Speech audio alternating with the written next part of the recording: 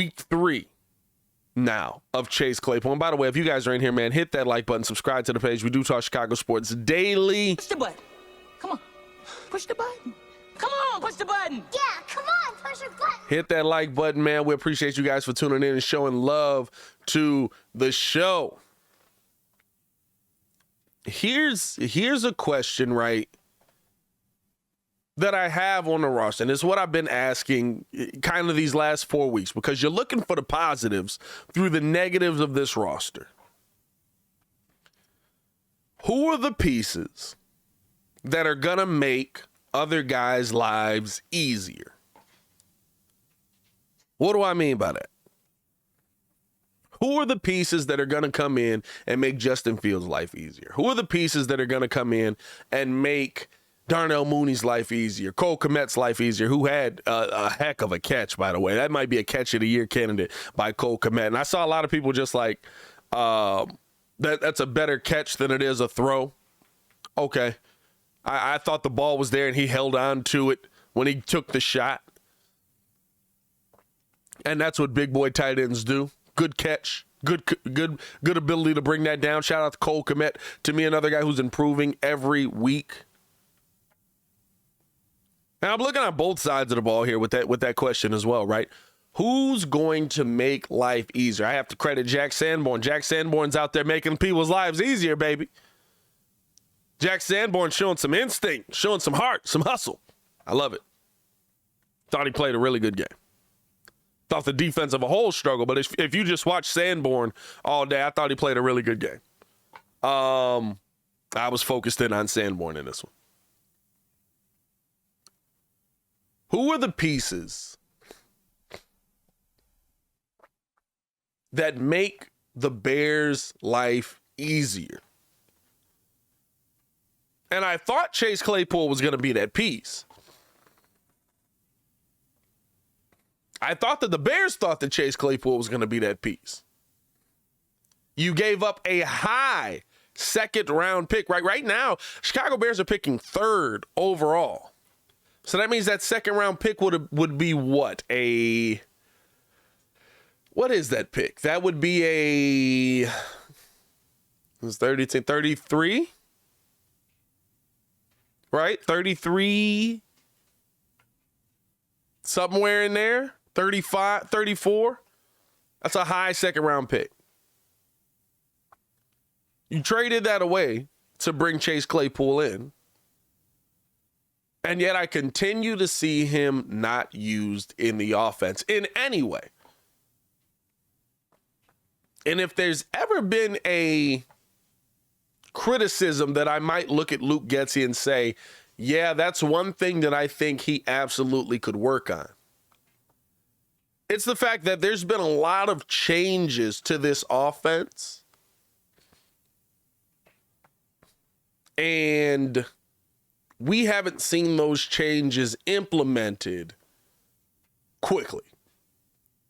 Now, when those changes do come, we see them try to implement them, and sometimes a rapport just isn't built. But I think about, early on in the season, we thought that Luke Getsy was going to work N'Keal Harry in for Justin Fields.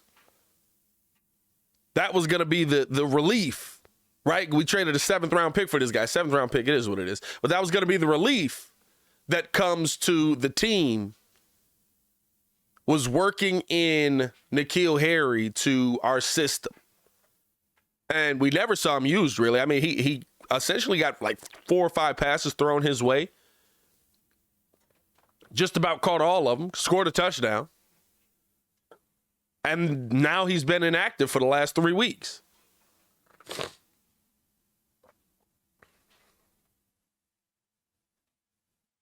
Right? We're not seeing that change added in. When Velus Jones finally got healthy, we thought, okay, now Justin's going to get some speed on this offense. Now we're going to start using him more. Now, granted, the punts that come down, he misses the punts, right? I call him a 35-year-old, right? All of that, okay, I'm here for that. I thought he should have been, sat down. And you know what? He got an opportunity to return a kickoff, and he took advantage of that opportunity. Had a good run back on that. I thought he was going to be able to break to the house. Love it. But he was drafted in the 3rd round as a wide receiver, and we haven't worked him into the offense at all, basically. I mean, end arounds, but we're not even using him consistently on gadget plays. Chase Claypool comes here. Boom, 2nd round pick. You got to use this guy. This has got to be the guy that's going to help Justin Fields out, right? I love it, and I understand. He's still trying to figure out the playbook. Listen, whenever he's on the field, right, Justin's telling him where to be. He's still trying to figure out the playbook. We're 3 weeks into this, which tells you that it's probably very different from what he was running in Pittsburgh. He's probably running – it's probably a completely different, everything, calls, scheme, different things like that he's trying to get down. And he's done, and in 3 weeks, right, probably hasn't been able to get it down. But you're telling me there's no plays in there that you can say, hey, this play is go be big. This play is go be large in the middle of the field. You're 6, what is he, 6'4"? He's a monster. Just go be big. There's nothing we can use Chase Claypool on. And I feel like, right, that's been the one thing that I've looked at Getsy fairly consistently this season. I've said, like, the change doesn't do him well. He's very comfortable with Demo. He's very comfortable with going to commit. And so is Justin Fields. And maybe this is a Justin Fields thing, right? Maybe this is playing into that, hey, I'm not going to get you the ball until you know where the heck to go. Or until I can trust that you're going to be in that position. Maybe this is a Justin Fields thing and it's not a Getsy thing. But again, right, we didn't see Claypool on the field a ton. There were times in the game where literally I was like, is he out there? Is he out there to play at all? And he wasn't, right? Like, you look at it, he's not. Yeah, where the heck is Chase Claypool at? We spent a 2nd round pick on this guy. He can't at least be standing on the field? Again, I talked about this last week.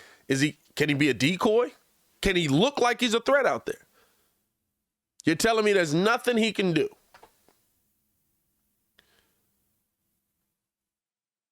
And so, not to say that I'm concerned right now. I don't think that I'm overly concerned that the Bears aren't using Chase Claypool nearly as much. I think it's more of the fact that he's kind of just working his way into this system. He's working his way into trying to figure out what the heck's going on, right? But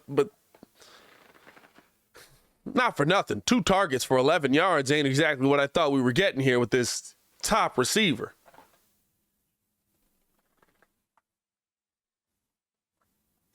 And I told y'all the kind of receiver I think that he can be. I think he's a number 1. I do. I think he's an amazing talent. I thought he was amazing talent coming out of Notre Dame. I thought he got put on a team that didn't give him an opportunity to go out there and show all of his talents. First season, right, Ben kind of slinging it still a little bit, and he's able to make some plays with him. Second season, Ben not slinging it anymore. They're going to him less and less. Third season, they're not even going to him at all, right? Like, I thought that situationally, he kind of got pushed to the back burner. But coming here, right? Situation changes. He's going to have the ability to be your number 1. You're not using him like you want him to eventually be that number 1.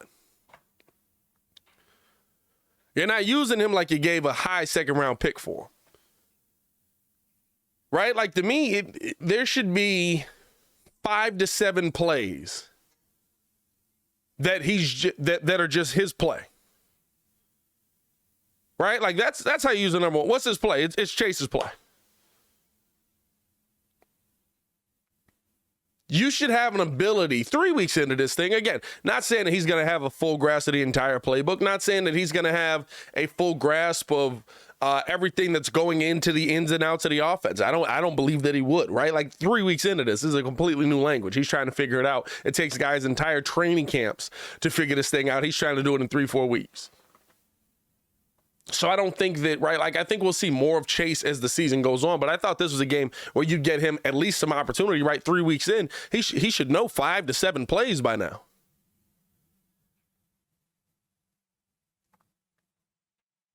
high second round pick you gave up for this guy. We can't get him 5 to 7 targets.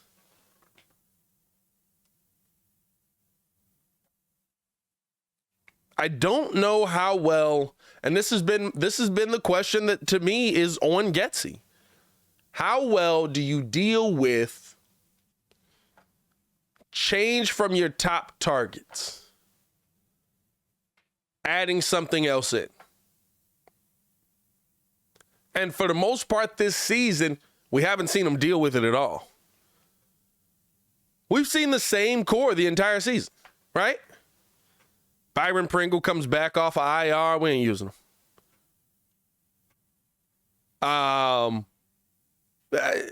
We've seen Dante Pettis, EQ, Darnell Mooney, Cole Kmet, the guys that were there with him in training camp.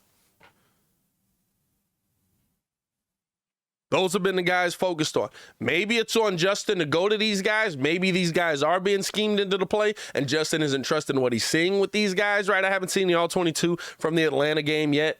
I think that drops today at 5, so I'll check that out and kind of see what we're seeing with Claypool. But I really just thought, right, like there would be more of an effort on the OC's part to put him out there and go to him in these moments. And I feel like, right, we've seen, and I think here's the biggest part of it too.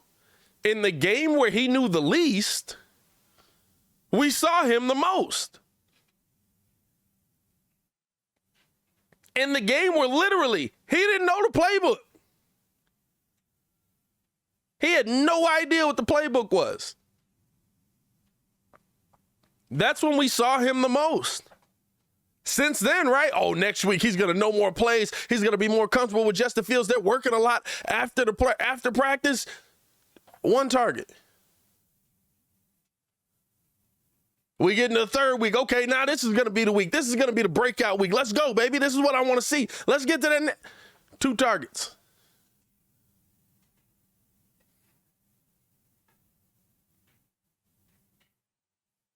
You know what I mean? Like, at least to me, I thought that we would have seen more out of this at this point. And by the way, his longest target is only 6 yards. We're not even seeing him get down the field.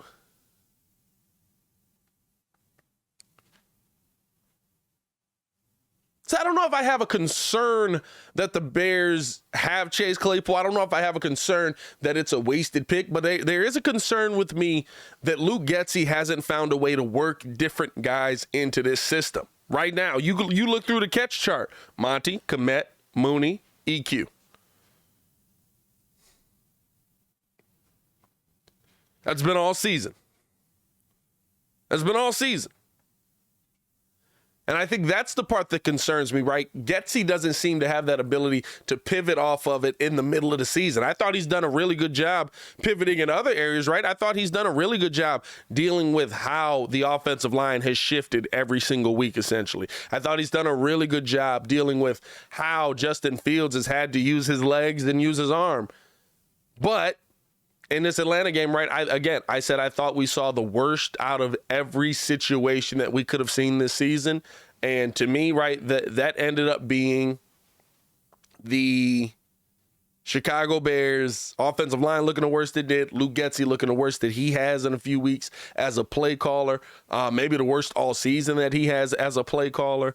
And, I mean, honestly, just showing a inability to pivot.